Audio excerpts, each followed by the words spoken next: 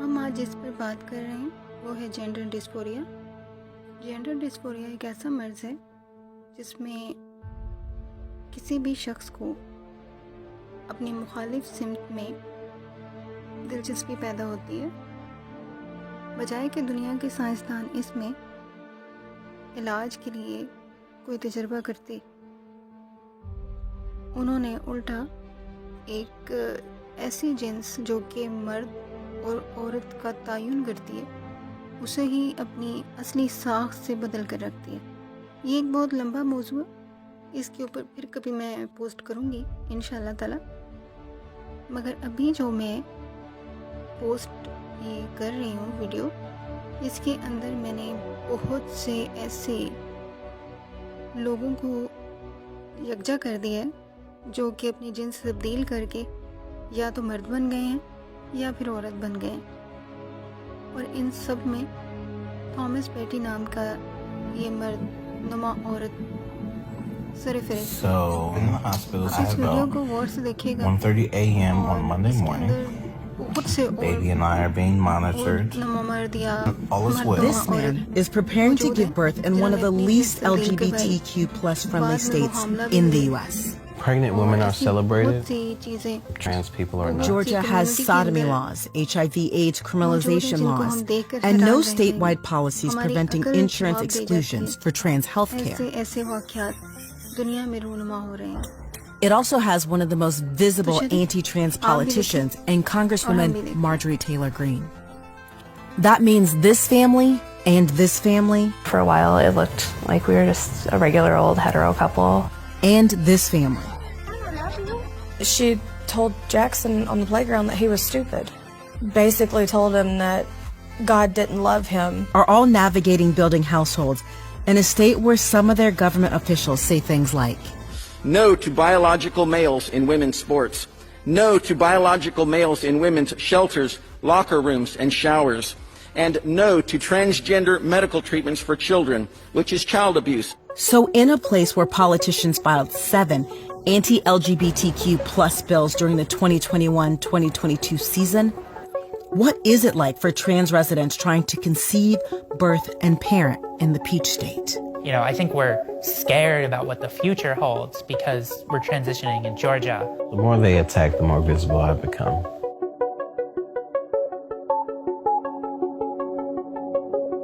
I'm in zip code 30334 in Atlanta, Georgia. This is the state capital, a place that's been fertile ground for anti-LGBTQ plus legislation. This local news interview with the governor shows the tone. I've been very concerned about things that we've seen here and around the country when it comes to fairness in girls' sports, making sure our kids aren't indoctrinated in the classroom. In early March, state Republicans tried to birth a Don't Say Gay law, but Georgians successfully fought against it. A month later, the GOP pushed through a transgender sports ban. What's important about this space is that what happens here defines the framework for how trans people are able to live, love, and grow in the state.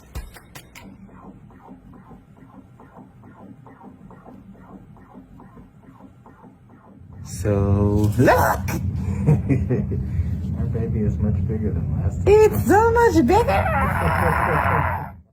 Jamel Ware and his fiancé Alfonso Mills are a queer couple eagerly awaiting the birth of their first child. Jamel, a trans man, is carrying the baby they conceived without any aid. What was it like being pregnant as a man? It was very emotional. It was very physically challenging. I mean, even the process of getting pregnant was uncomfortable. Having to ovulate and menstruate, that brought a lot of dysphoria to me, but it also made me more comfortable with my body. Jamel was assigned female at birth and at 22 transitioned to male. He can still use his body to conceive and carry a baby. What did that feel like for you to have to stop taking testosterone? It felt like I was losing a part of me. It felt like a big sacrifice. Like I was sacrificing my identity to bring forth our family. They just went and checked his cervix for the first time, and he's already 3 centimeters dilated, 80% effaced. They were so impressed. He is doing such a great job. Georgia is a part of the Bible Belt and struggles with dealing with homophobia, transphobia, struggles with talking about sex, struggles with racism. All of those things play a part into what it's like to live your authentic self. There needs to be a clear boundary between what you believe at home and how you treat your patients. Jamel having to go into the hospital and having to have an F on his band because the medical system hasn't upgraded to be able to take care of trans people the way that trans people deserve to be treated. Jamel and Alfonso hired an affirming doula and say much of their medical care was supportive. Atlanta is considered a queer haven, especially for Black people in this conservative region. Outside of Atlanta, as a trans man, as a Black trans man, I don't find Georgia to be very safe. Jamel also felt anger and anxiety during his pregnancy. If I'm a man who is menstruating, does that make me a man? It made me question my identity. How does the world now see me? How will they see me? Will they understand who I am? Pregnant women are celebrated. Trans people are not. And to be a pregnant trans man just made me feel vulnerable in the world.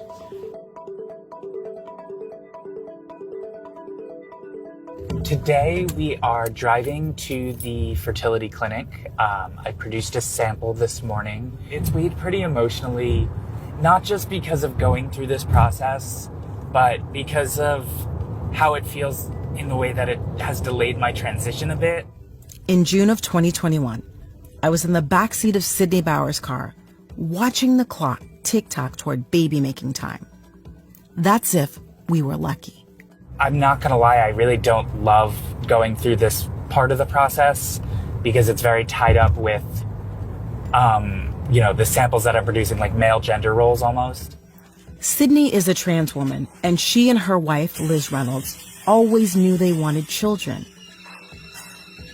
When Sydney came out in November 2019, they sped up their timeline. In an ideal world, we wouldn't have done this for 21 months, and I could have started them a lot earlier. I see you getting emotional. What's making you emotional?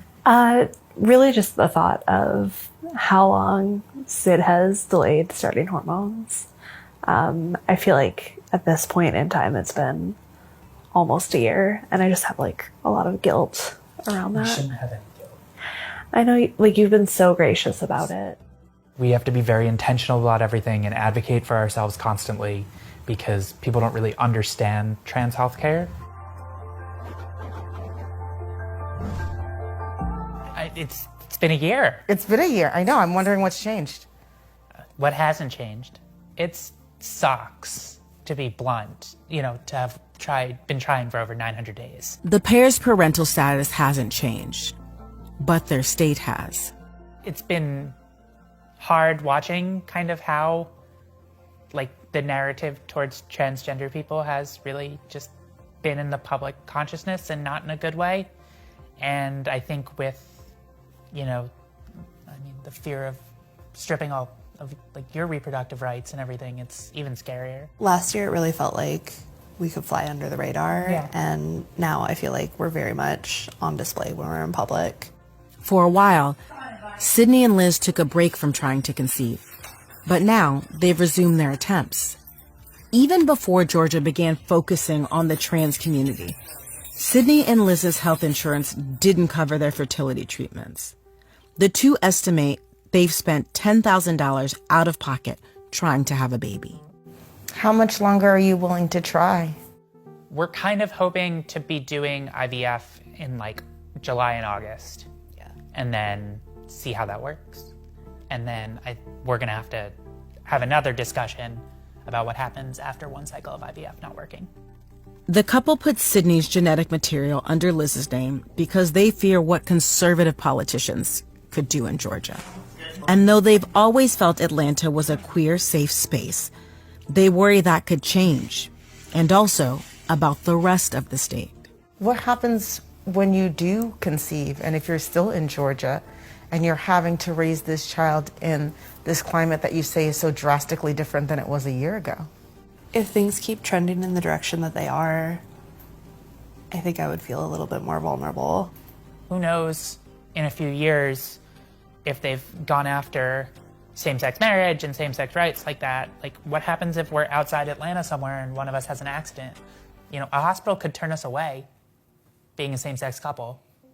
That's what I'm afraid of.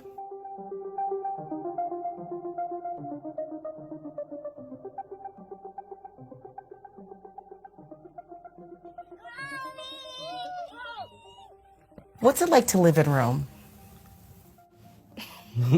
We have a rule: we don't talk about politics or religion.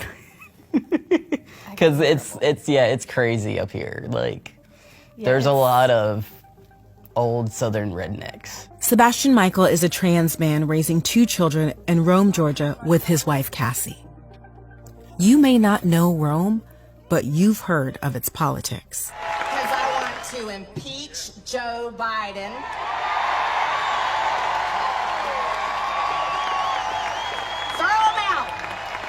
This is far-right politician Marjorie Taylor Greene's district.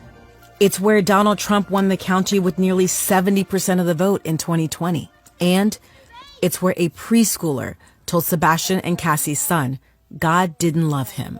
He came home from school one day and he was really distraught and upset and was squalling and told me that a little girl at his school said that he was stupid, that there was something wrong with him, or that our family was wrong, and basically told him that God didn't love him because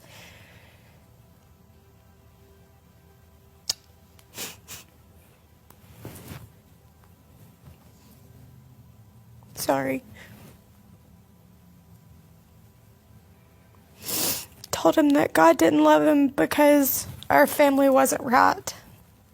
So for my 5-year-old to come to me and tell me that just, it blew my mind, and that's why I kind of want to get away from Rome.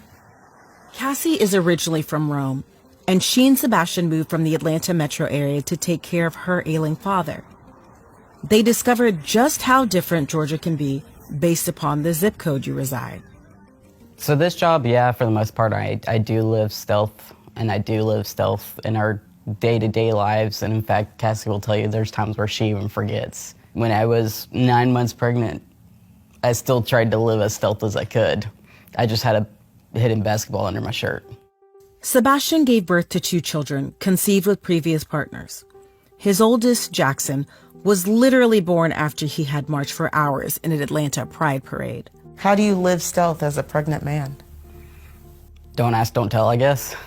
You just keep going on your day-to-day life and trying to live as normal as possible. Being stealth means living your life and not announcing you've transitioned. Sebastian hasn't done this in his personal life. He and Cassie have had tension in their extended family because he's trans. So, like, we actually had an incident with one of my cousins. Recently. And it's just recently, yeah. So he pulled me into his bedroom and was very derogatory and calling Sebastian it. And it actually got to the point to where, I mean, there was very explicit language, but overall he said that he was going to blow Sebastian's brains all over the wall if I didn't get it out of there. So it was kind of an eye-opener with that. Not all Sebastian's experience in the region have been bad. When he had to rush to the hospital at 28 weeks pregnant, it was his own cousin, a doctor who stopped by on happenstance, who helped ensure affirming health care. How safe do you think it is for your family to be in Rome? As much as I would love to put my children in bubble wrap, nowhere that we go is going to be 100% safe for them. I mean, there's always going to be a naysayer somewhere. So you just take it with stride and roll with the punches. So we are 9 centimeters dilated. Well, not we, Jamel. because he's been doing all the hard work. Jamel and Afonso's baby wasn't due for 6 more weeks, but little C. Cannon debuted at 34 weeks because his dad had preeclampsia. He still hasn't made it home yet, but his parents are ready for him.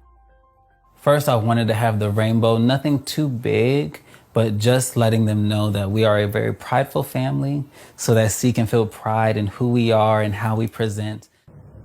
Despite Jamel and Alfonso's inclusive household, C. Cannon's birth certificate has misgendered his birthing parent.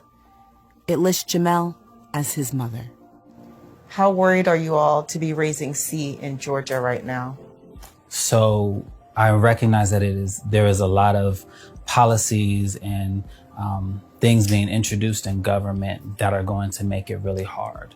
Yes, that is a concern because we want to be able to raise C in a place where C is going to be affirmed and is not going to have to worry about teachers or people picking at him. But also, I thoroughly believe that we have the opportunity to be strong advocates for what it means to have a family that is LGBTQ. Would you ever leave? I've never been happier in a city. We got our passports, though. Yeah, we do have our passports, and our child will have his passport as soon as we can get a passport. So if we have to, we definitely would.